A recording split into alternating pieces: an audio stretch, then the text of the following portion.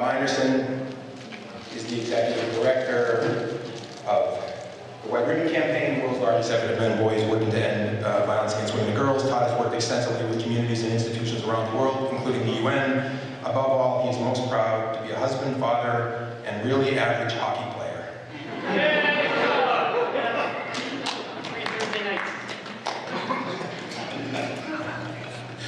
Did he mention that he's Canadian? Okay. Esther Solar. Esther founded Futures Without Violence over 35 years ago and transformed it into one of the world's leading violence prevention agencies. Futures has set the pace for innovative educational programs and campaigns, policy development, and leadership training designed to prevent and end violence against women and children worldwide. She was instrumental in the passage of the Violence Against Women Act in 1994 and is now committed to passage of the International Violence Against Women Act to prevent gender-based violence on a global scale. Future's national program, Coaching Boys into Men, provides high school athletic coaches and with the resources they need to promote respectful behavior among their players and help prevent relationship abuse, harassment, and sexual assault. Don McPherson, my old friend and colleague, is a social justice educator focused primarily on gender equity and gender-based violence prevention. He is also an All-American quarterback, was an All-American quarterback at Syracuse University, and a veteran of the National Football League. In 2008, he was elected to the College Football Hall of Fame. Donald is a member of the board of directors for the Center for the Study of Men and Masculinities, and a New York native, Don. And, sorry, Lana, I'm going to look for your bio here. Lana Wells is associate professor and Brenda Stratford Chair in the Prevention of Domestic Violence in the Faculty of Social Work and on faculty at the School of Public Policy, University of Calgary, Canada. She is currently leading a project called SHIFT, the project to end domestic violence. And finally, Ted Bunch, another New Yorker, is the co-founder of A Call to Men, the next generation of manhood. He's recognized both nationally and internationally for his expertise in organizing and educating men in the effort to create a healthier and more respectful manhood. Ted is an advisor for the National Basketball Association and a training consultant for the National Football League and Major League Baseball. Ted is formerly the director and co-creator of the largest program for domestic violence offenders in America. He was appointed by UN Secretary General Ban Ki-moon as a committee member to UNITE, an international network of male leaders working to end violence against women. So, that is our very impressive panel.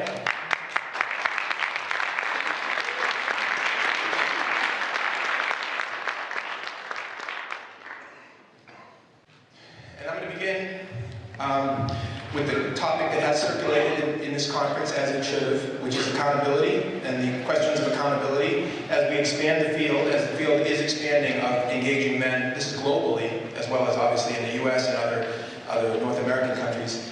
As that effort goes forward, I think it's always important for us to publicly and privately acknowledge that women's leadership has made possible this expansion and has always been foundational. And so we wanted to talk about some of the issues that come up as the work expands for men and women working together and such, as we expand the work with men. So I'm going to start with Esther, because Esther has long been a leader as a woman leading organizations and futures in welcoming men, which I appreciate, and all of us men, I think, appreciate that very much. Certainly women of color were at the first edge and the front edge as well of engaging men and bringing men into the conversation. But Esther has always been there as well. And so, Esther, what do you think about some of the issues that we have to think about today in terms of engaging men, but keeping clear that women have been the leaders and will continue to be the leaders in this work? Well, it's really, thank you, Jackson. It's really clear that if we really want to end violence against women, we have to do it in partnership with men. And there's really no other way to actually do it.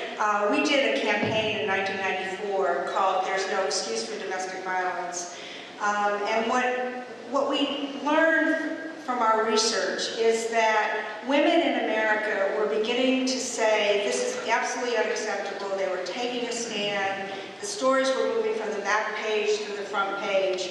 But when we got underneath it, we moved the needle for American women from 1994 to 1996, from 50% of women saying this is absolutely horrible to almost 85 to 90% say it's totally unacceptable. But we turned the page and we said, what were men thinking? And it was really very interesting. Men basically said, we think it's a problem, but we don't feel invited into the conversation. In fact, we often feel indicted by the conversation about how we're framing it. So it was at that point in time in the late 90s where we said, if we're really going to move the needle, 50% of the American public can't be on the sidelines. And that's when we created Coaching Goes Into Men. And we've been doing that now since the late 1990s all the way through to 2015. And we had, in terms of the issue around engaging men, when we said it's really critical that we have to do this in partnership with men, and some of the men we were in partners with are sitting on the stage with me, there was a lot of pushback in the women's movement. And in fact, there were a lot of people who thought we were A, wrong, and B, misguided. But I have to say, going forward, 20 years forward now, it was absolutely the right thing to do, and we have to do it with intentionality and partnership, not just men as allies, but men as true partners. And what men said to us in that research, I will never forget, sitting in focus groups across this country. Men are dads, they're teachers, they're coaches, they want to play a role, and that's what we were trying to do, is to figure out how to engage men, in any man, in the work that they do, not just in their corporate or in their university or in their business, but as dads, as teachers, as coaches, because for the next generation, we need a partnership with men. So that's what we did, and we took a lot of guff for it, but it was the right thing to do. And by the way, I just want to say one thing. We just introduced the International Violence Against Women Act this week in the House of Representatives in the U.S. Congress in a bipartisan way, so please help us.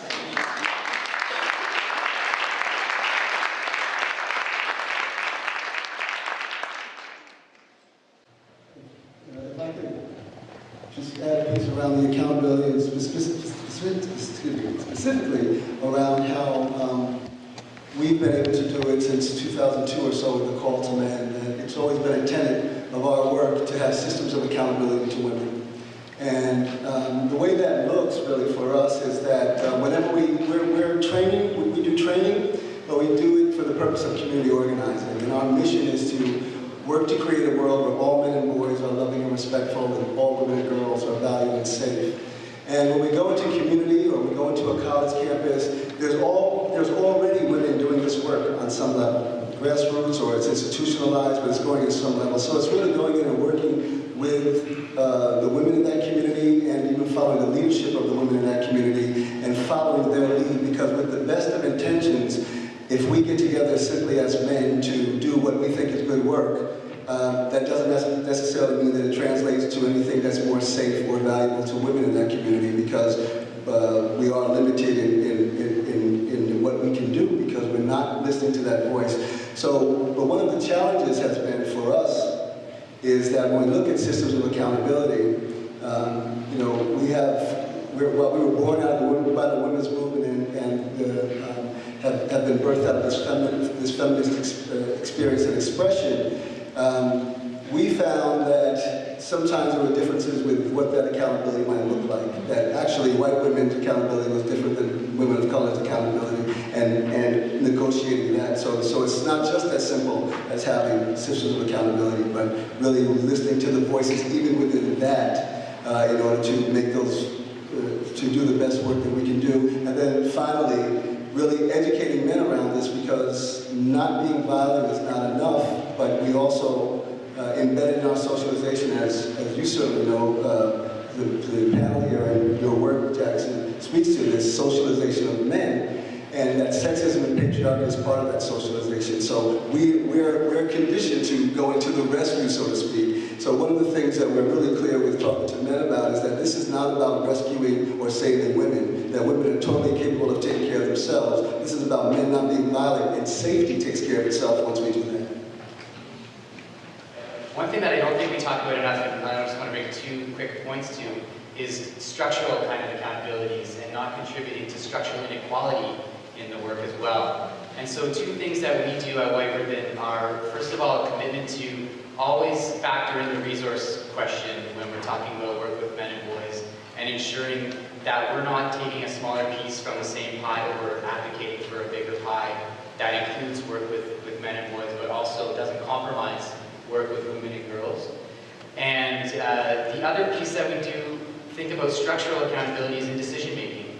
So one of the policies we have in our organization is a gender parity policy on our board to make sure that women are actually at the table where important decisions are made for the organization, and that we have some structural accountability set in that way as well. There are more people now in this space. There are more people now who are looking at issues of men's violence against women and the accountability of men to be agents of change.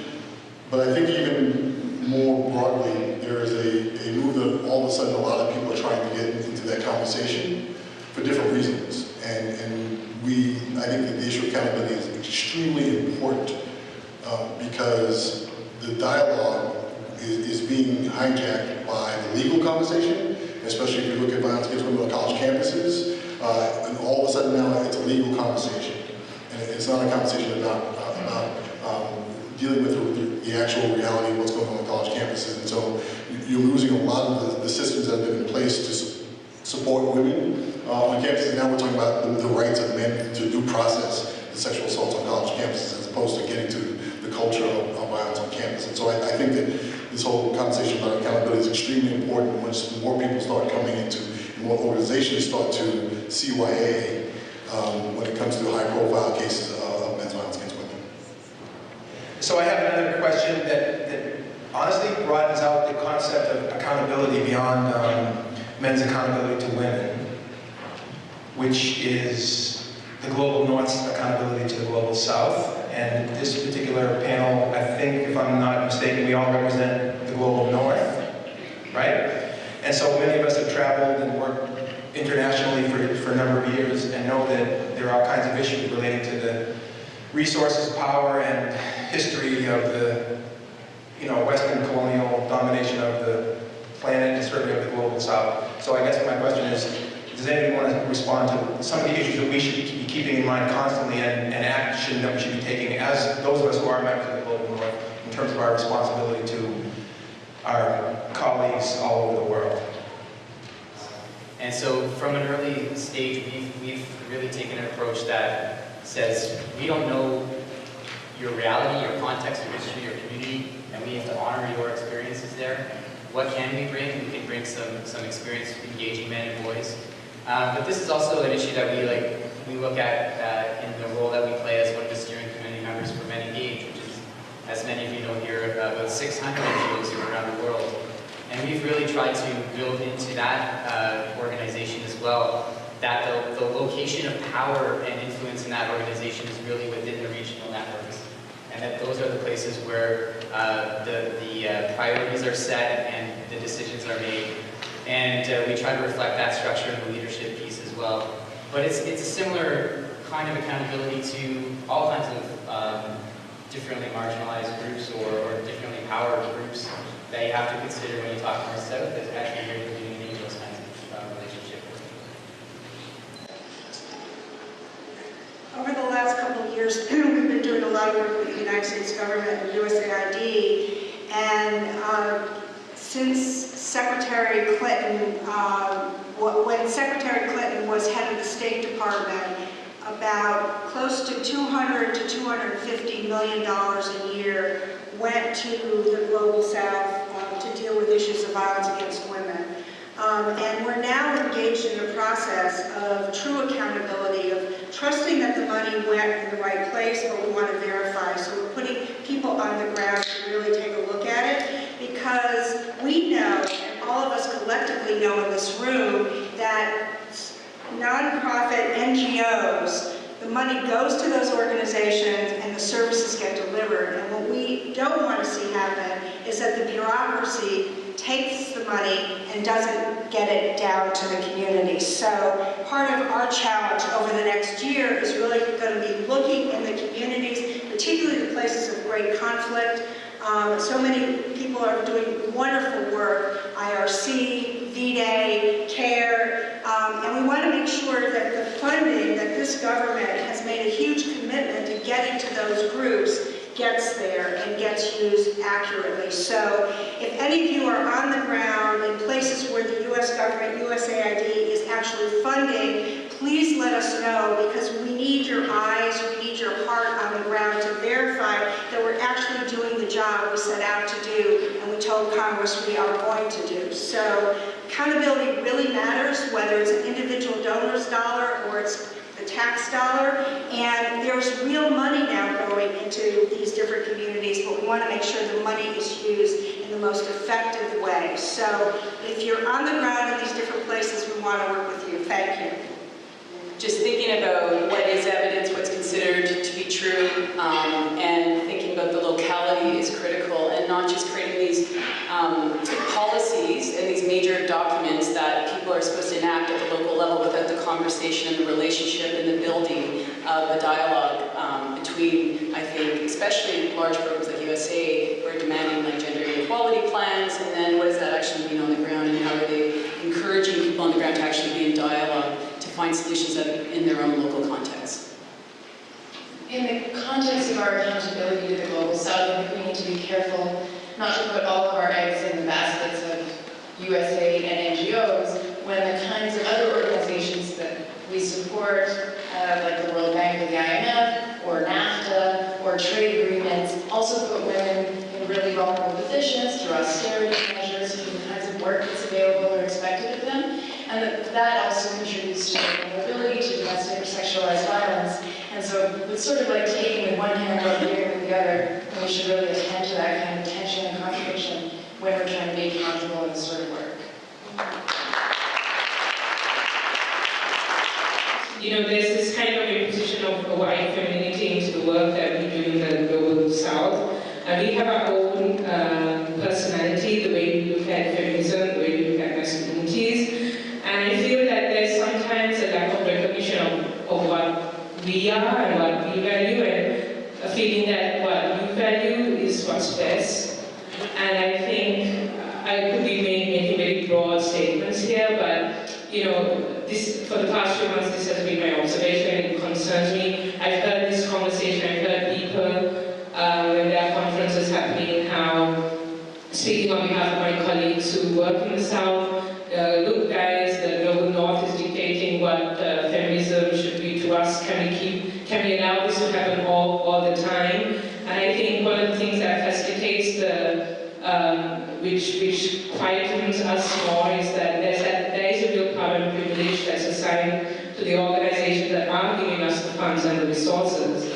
And it is real. And I think the way we talk about violence against women and girls, there is a power in equity, and the voices may not come out as strong about this issue as could. And there needs to be a real space to perhaps facilitate that, because there's a lot of weakness in the way our side of the world looks at these issues as well. And I feel sad sometimes because I see so many of our culture, so many aspects that are rich from our tradition being looked down upon. And, you know, there has to be a real appreciation of our identity as well, instead of assuming that the Global North is always right. Speaking for myself, I know that as the work expands on college campuses and in communities around the United States, I'm saying, the work of engaging men, some of it has become increasingly depoliticized and sort of eviscerated of its social justice foundations, which is very frustrating to some of us who are trying to hang on to the social justice core at the base of this work. And so intersectionality is a concept, a conceptual framework to think about how do we bring in all these other forms of inequality and oppression into our conversations about engaging men and boys in violence prevention. We know that, for example, communities different communities have different needs and different stresses, and there's all kinds of dividing lines, as well as intersections that are overlapping and such in the work with men. So I just want to read a quote from Patricia Hill Collins, the great sociologist, about intersectionality to sort of frame this mini discussion about such. Patricia Hill Collins says, she's defined violence as a saturated site of intersectionality, a form of conceptual glue that enables racism, sexism, class exploitation, and heterosexism to function as they do. Collins concludes, this is by the way from the great book Some Men by Michael Messner, Max Greenberg, and Tal Peretz. I'm quoting from the book. Collins concludes that the beginnings of a comprehensive anti-violence project must go hand in hand with a commitment to social justice broadly defined. And then the authors say, it is these sorts of connections and commitments that we see many in the field today working together to make. So I guess the question for the panel is, how do you see some of the intersections with racism, with heterosexism, with class exploitation and structural poverty in terms of what you have to think about as you design programs, as you run programs, as you have colleagues across the board? What kind of issues come up for you, and anybody can speak to this? I'm going to refer to a project that my colleague Alberto Carollo spearheaded at White Ribbon, which was our Give Love, Get Love involved fatherhood project. We were looking at trying to find the connections between fathering and gender equality and violence prevention. And one of the first kind of questions we sat down to ask was, who is a father?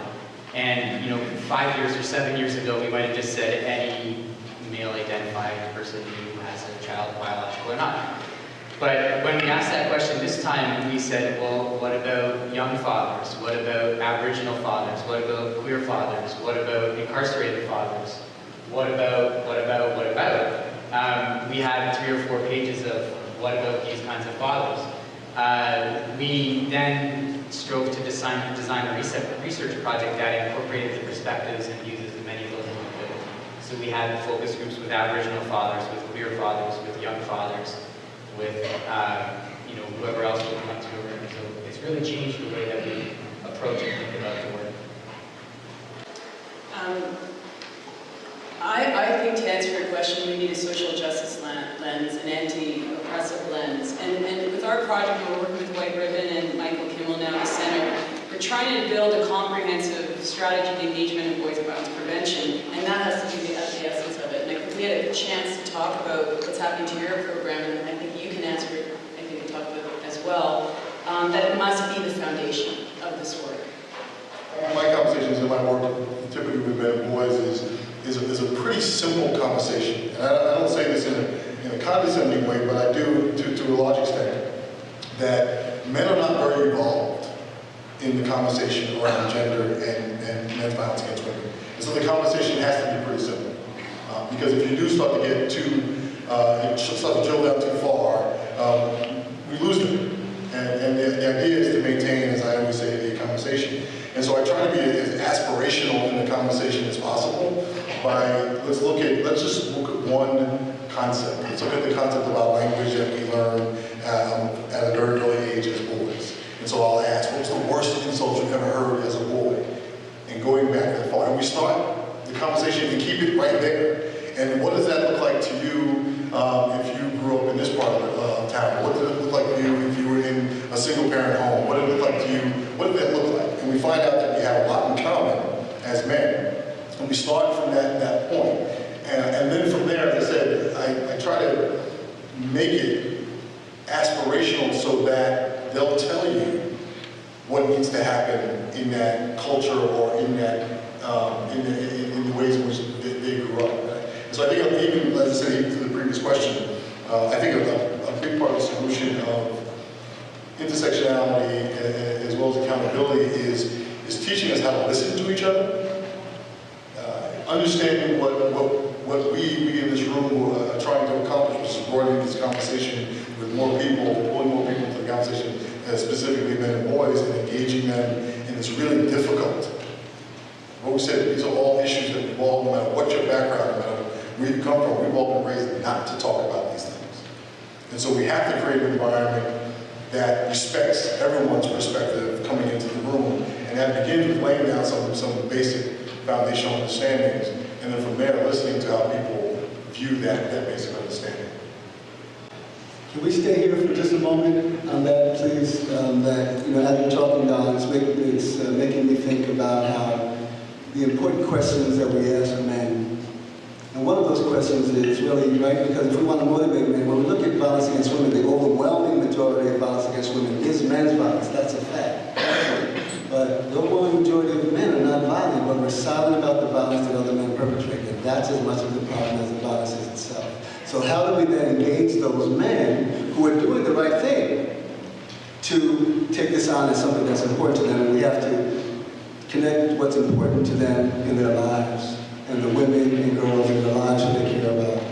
So one of the questions we ask, and this is what just sparked in me, Don, is to men, envision the world you want for your daughters. Think about that. How would men and boys act and behave in that world? And that's what we want to get to.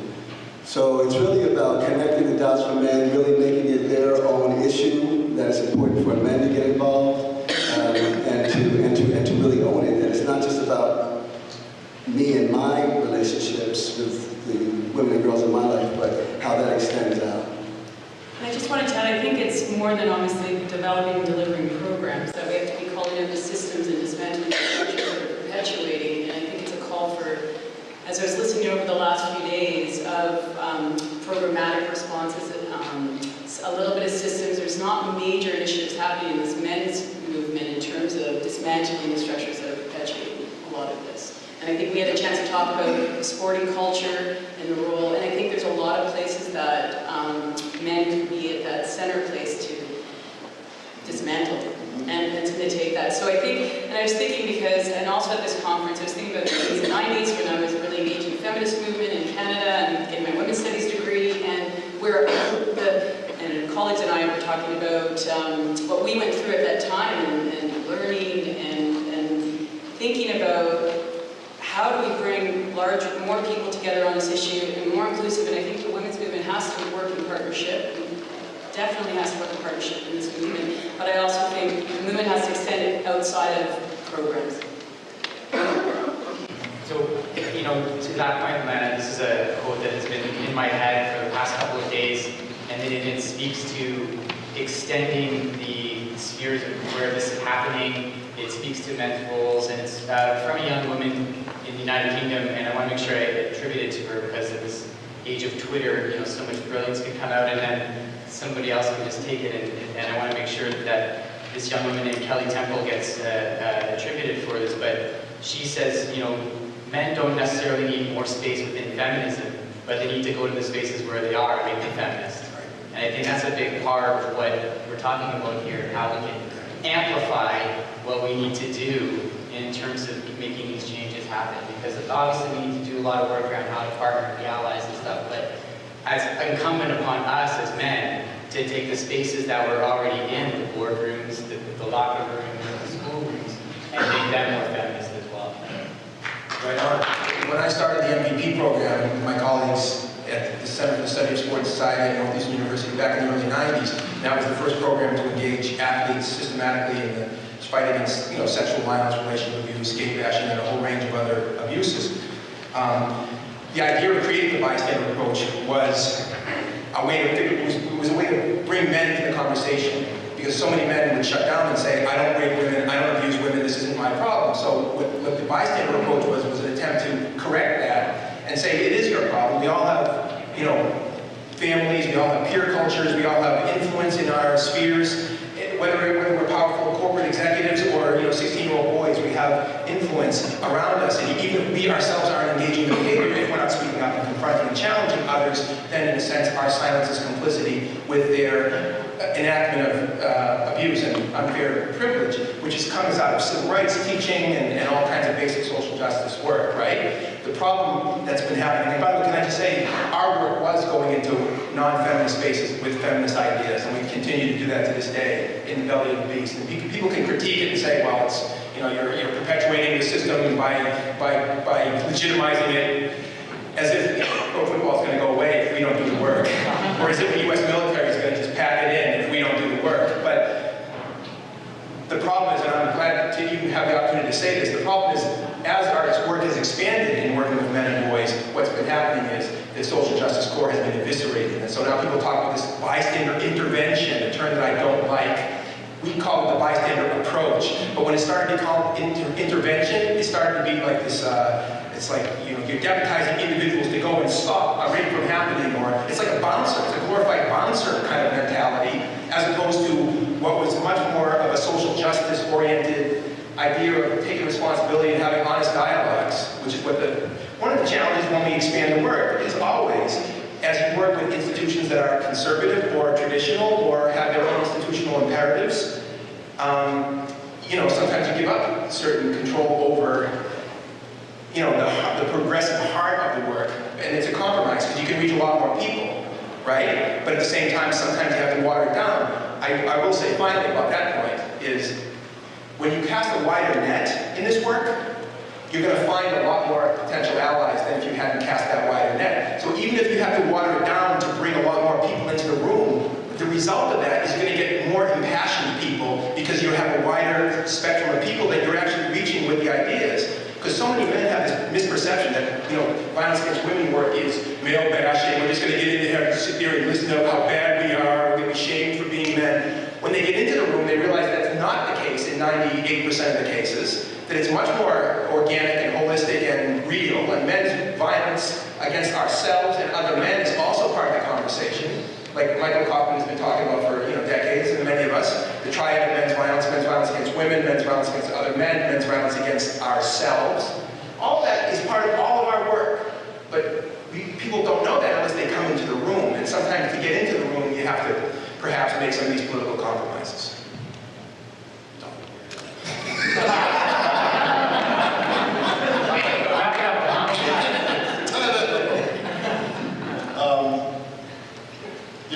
Again, I get completely distracted by everything you were saying. I think that as you were talking about the bystander approach, it feeds into engaging men in a way that feeds into traditional notions of masculinity that we're supposed to protect. And so we do get reduced to that point of bystander behavior, and bystander intervention is a matter of using the violent masculinity in our core to stop the moment from happening. And as I said before about being aspirational, I try to get people to understand is in everything that we do, whether it's academically or in theater or all the things that we care about, we practice to make good decisions.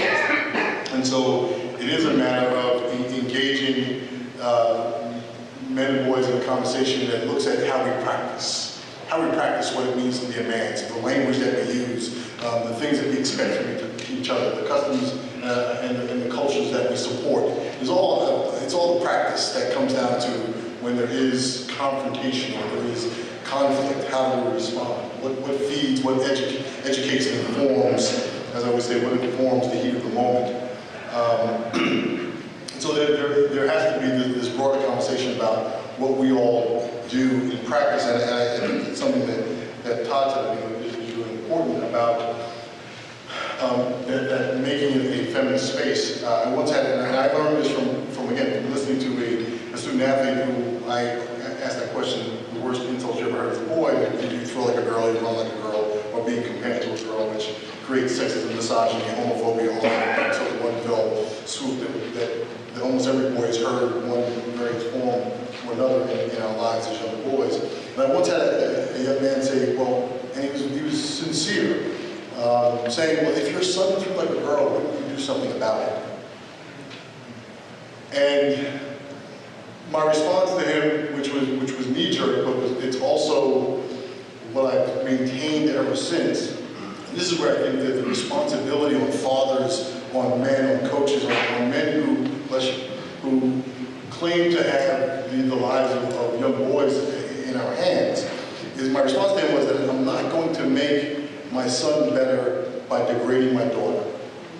And so it is incumbent upon us as men to create that feminist space where we're looking at socially constructed gender identity. What are the things that we're allowing to exist, like the way that you intervene is by fighting, the way that you stop violence. I always say that men's response to violence is more violence, which is why we bombed the crap out of Iraq, because the president came and stood on rubble in Lower Manhattan and said the people who did this are going to hear from us.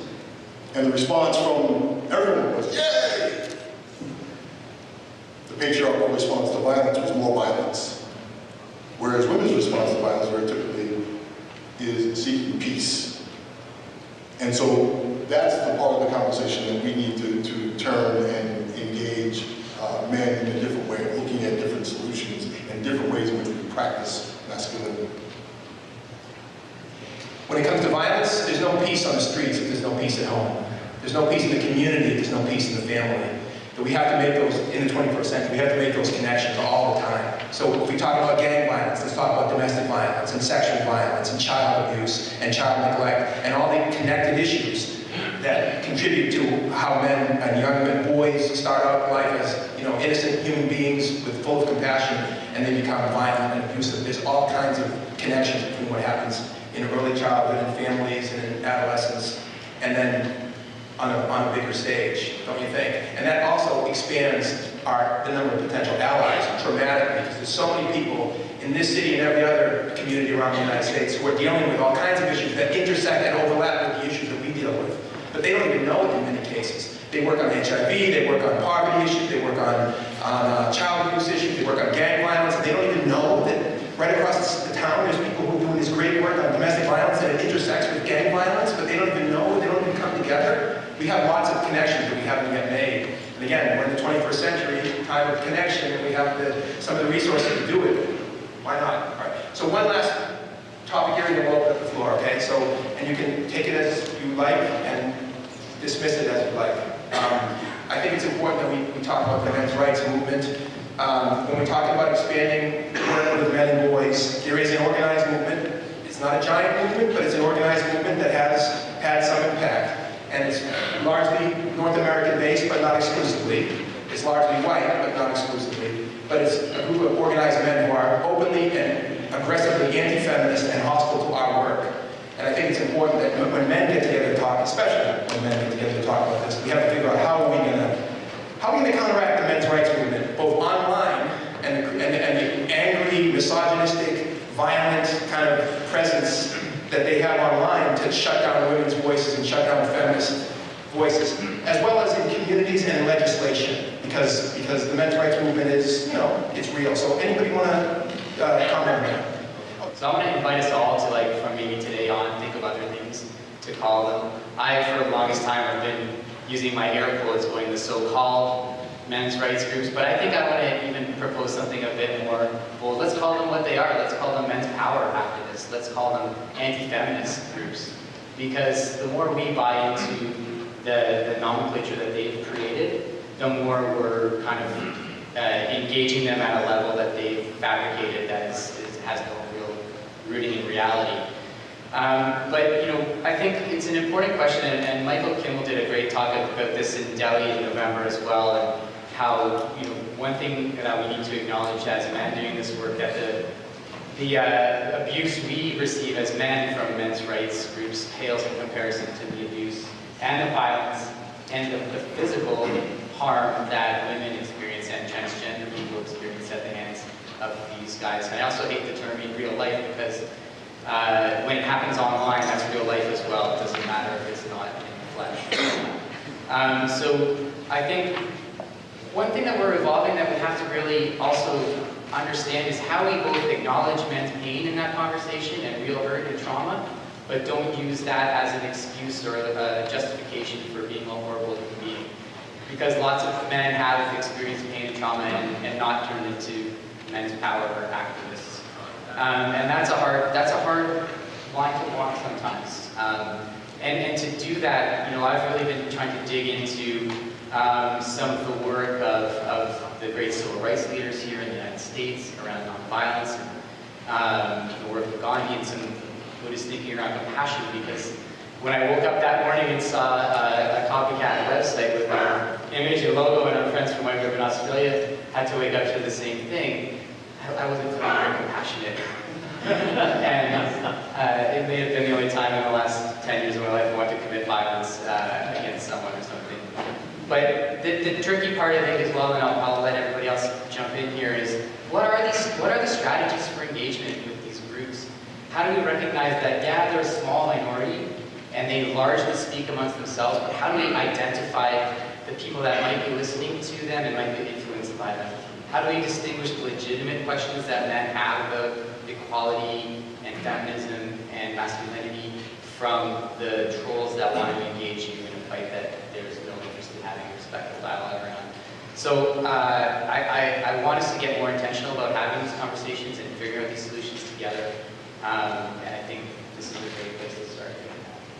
And about 5 or 6 years ago, we were seeing something very disturbing in family court, where a lot of these groups were organizing under the Father's Rights banner.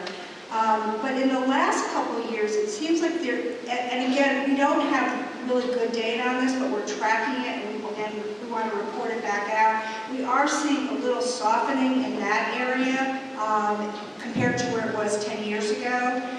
So hopefully we will get that information. The data nerd part of me wants to get that information out to see. It's important to know who thy enemy is in order to figure out how to move this agenda forward. But the other thing I wanted to say is the online harassment is completely unacceptable and it's blowing up.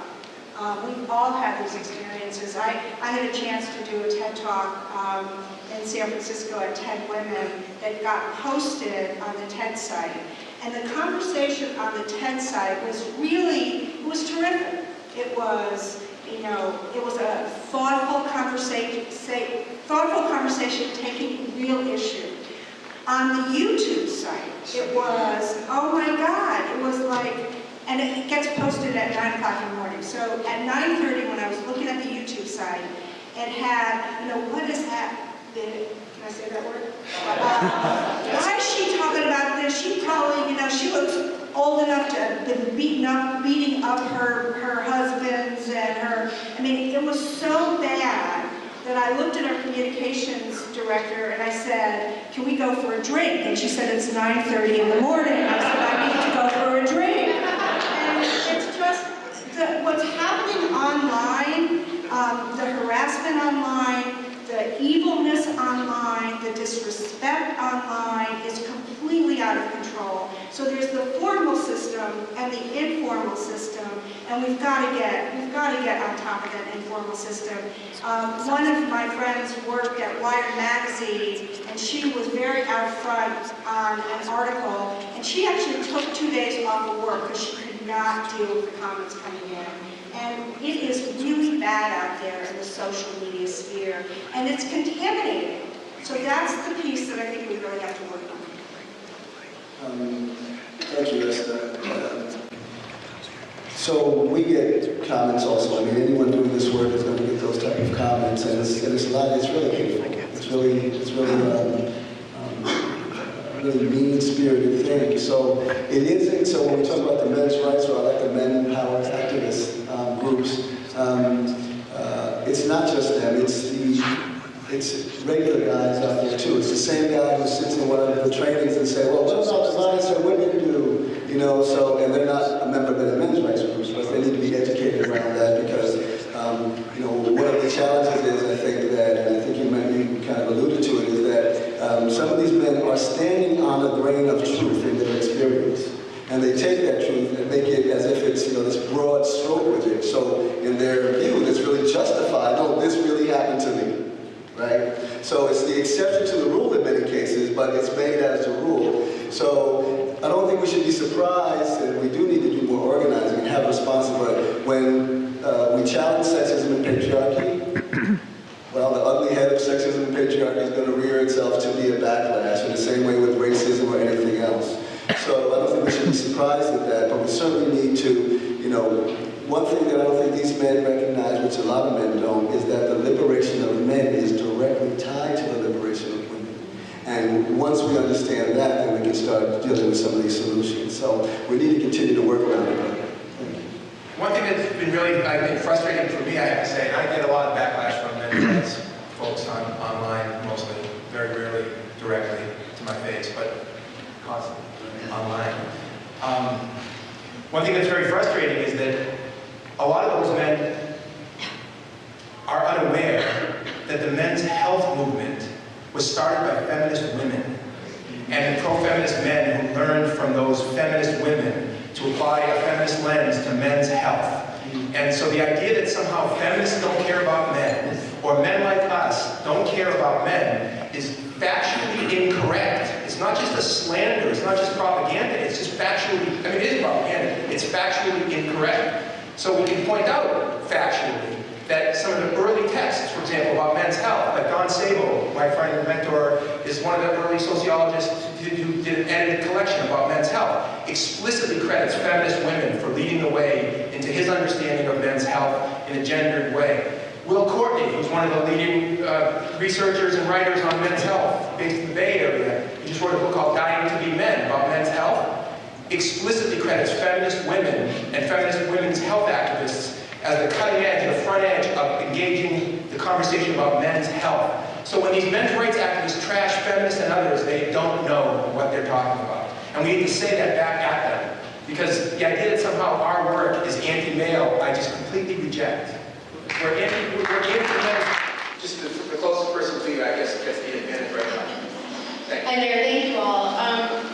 So back to the point of intersectionality, I wish that this went without saying, but I really want to bring some emphasis to the trans female community and especially trans women of color, and recognizing that the rate of violence and especially murder within the trans female community is absurd and almost exclusively perpetrated by men, and often white men.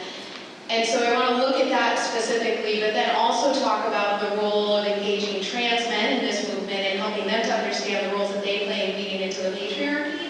And I guess I'm just wondering if you all might be able to talk to either work that you are doing within the trans community or where you see the need for the work to happen, because we know that this is a very pressing issue that's not getting nearly enough attention. So I work with women across the social spectrum. One of the groups that I think is left out, and it's quite dangerous, is women who come from middle and upper class families. In this film that we just finished up, Private Violence, one of the really disturbing stories that's in the film involves a woman who was married to a physician in Alabama. And when she went to court to get an order of protection, the female judge looked at her and said, "But he's a doctor, you must have a nice big home. I'm going to order that you let him come back home, and he just has to stay in a different bedroom." And I hear this all over the place. Now that the film's out, I'm getting calls and emails from women who are middle to upper class women. And what's happening to them in the courts, because their husband happens to be a person of elevated social stature in the community, is outrageous. And these women and children are paying for it through the nose, because we have this deeply entrenched notion of who we think victims are and who we think perpetrators are, and we don't think they come from middle and upper class families. The other area, I'm going to go off on a little bit of a tangent, but it is related, and it's particularly pertinent to our work in our country in Canada, and speaking to the vulnerabilities of women with multiple kind of identities like that, is the issue of murdered and missing Indigenous women in my country, where we have over 1,200 murdered and missing Indigenous women, which in any other place in the world would be considered a gendered kind of genocide. And in our country, our Prime Minister won't even hold a national inquiry to understand what's going on about it. It brings me to something that I was hoping to say to the end, but I'm going to say now because it's here. But when I hear about the plight of trans women of color, and Indigenous women, it reminds me of something I think we're getting a little complacent about in this work, and it's, where's the outrage? Where's the absolute indignation? We're not just talking about something theoretical, we're talking about lives and violence and trauma. And I started my life in this work in the HIV and AIDS community in the mid-90s, before there were treatments really for people. And people were pissed off, and we were trying to do something more about it. We weren't just sitting back and having cozy conversations. And so I want to urge us to think of these things, these tragedies, unfortunately, as catalysts to reignite our outrage about what's happening to women and girls on this planet. I'm a journalist, and I'm creating media, and I engage with men in the talk about their lives and talk about what's going on. And I'm very intrigued with what all of your range of projects are. And I find that none of the guys I engage with are interested in or perpetrators of violence. But at the same time, they don't have role models. They're not sure who to look to, what the masculine type is that they should be, or that they can. And when we get engaged and say, well, what do you want to do? What's your passion? What are you all about? And, you know, I know Don was saying some of that stuff before too. So I think what really I think captures the imagination of guys is rewriting the story of what it means to be a man. Rather than which we need to do is fight the negatives and fight the bad things going on, we also need to say, this is a great new era for men. And what are the potentials that we can be happier, more fulfilled, better relationships, better work, and everything like that. And I'm curious what kind of, what your perspective is on sort of rewriting the story about men. And if you have experience with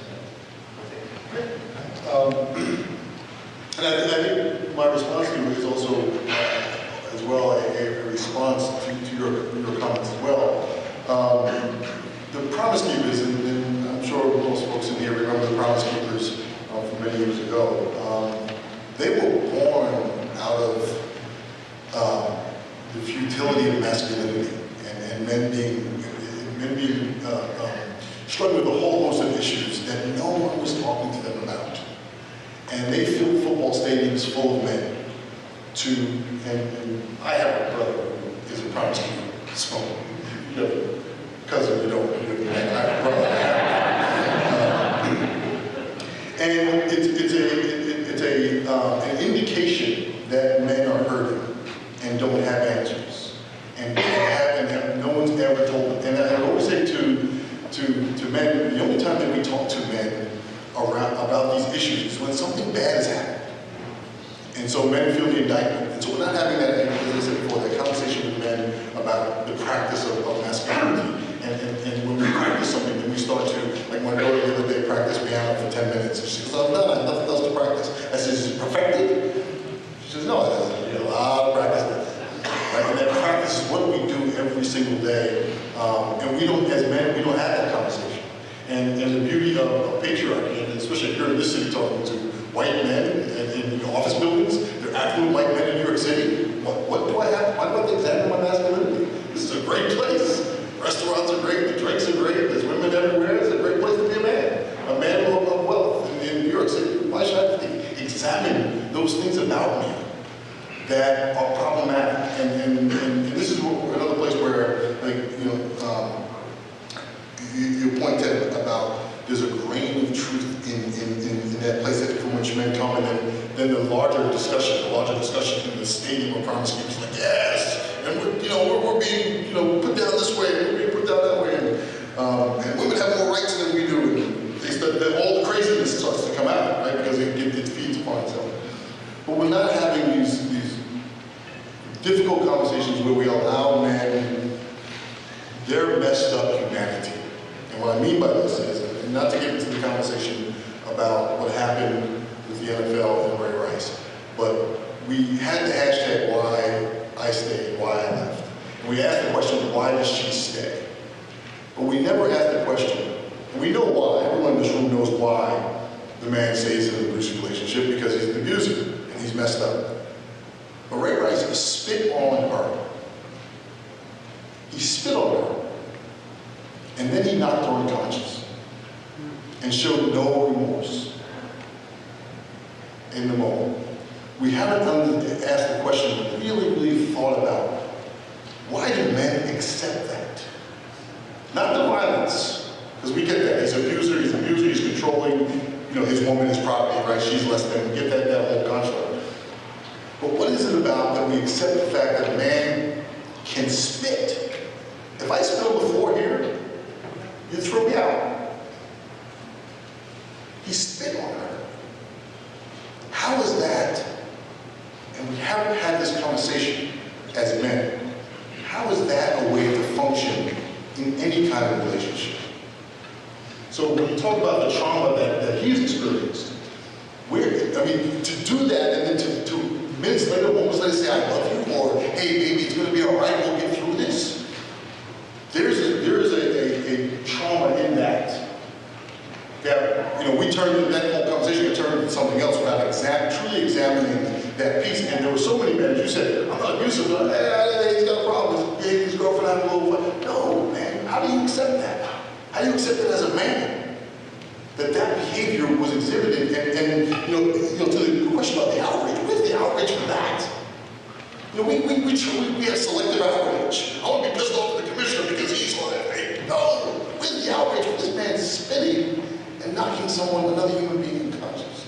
Where's the outrage that is part of our society, that we accepted that piece and we accepted it from him as a man, and we turned him into a monster for a certain amount of time until he could entertain us again. Can I have a moment of controversy? That's the best part. Well, no, I think here's where I remember that moment when that video came out, and as all of us on the podium in the U.S., we had a chance to talk to the media a lot. And my experience, and I was curious what you experienced and what others experienced in the room, I talked to everybody from Peter King to a lot of men who are sports writers who were absolutely outraged. And the conversation that we were having was very different in 2014 than the conversation we had in 1994 when a similar situation of public discourse was happening. And I actually thought that there was a norm change that was happening out there.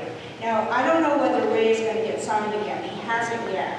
But the sports reporters who were really engaged, I'm talking about a lot of male sports reporters, wanted to get underneath the story, and when we peeled it away a little bit, they were any man. They were dads. They wanted to make sure their daughters didn't get hurt. It was a very personal conversation, and they wanted to stay in that story, and they did, I thought they did a relatively amazing job in a relatively short period of time. And I think they did a horrible job in sustaining it, because they turned the story about what it was not about. They turned the story into, again, we kind of watered down the social justice piece of it. And it became a legal issue. And it became whether or not a league was doing anything about it. It did not get to the core of what occurred. And really talking about the piece of men's violence as being so almost like, how do we kind of expect that from him? All right, hang on. Let me just make a process point. There are several people that have their hands up, and we want to, if you can make like a lightning round statement, please do it, but we want to get into other questions. Yeah, so thank you. So, well, I was really going to address this gentleman's point around hope and healing for men. That while we're addressing the issues of sexism, patriarchy, heterosexism, that we need to also have hope and healing for men as part of that. And Joe Urban, when I first met Joe, he said something when he was telling his story, and I'll share it because he shared it publicly. He said, I had a hole in my soul shaped like my father. And I almost fell off my chair because I went, I have that. And I bet you have that, and you have that, and you have that. It is so heart-opening, and I feel hopeful, and I just feel so